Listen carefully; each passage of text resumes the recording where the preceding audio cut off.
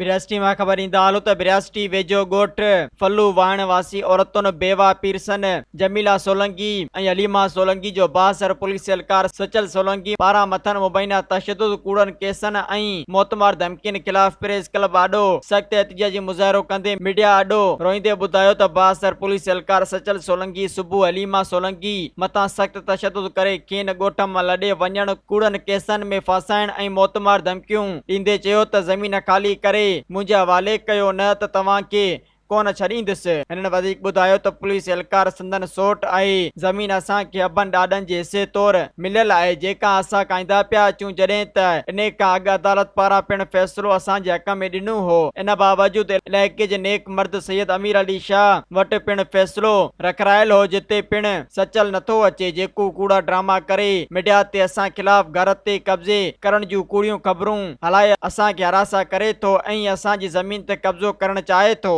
हिननि सेशन जज Naushahro Firoz DIG शिद Benazirabad SSP Naushahro Firoz समेत आला इख्तियारिन खां पुरज़ोर मुतालबो कंदे घुर कई त बासर पुलिस एहलकार जे ज़ुल्मनि खां बचायो वञे ऐं खेस खिलाफ़ कार्रवाई करे असांखे तहफ़ुज़ ऐं इंसाफ़ फराहम कयो वञे। मज़ीद ख़बरनि ऐं तफ़सीलात लाइ विज़िट कयो असांजी वेबसाइट www.awamiNewsHD.com ऐं ॾिसंदा रहो अवामी न्यूज़ HD।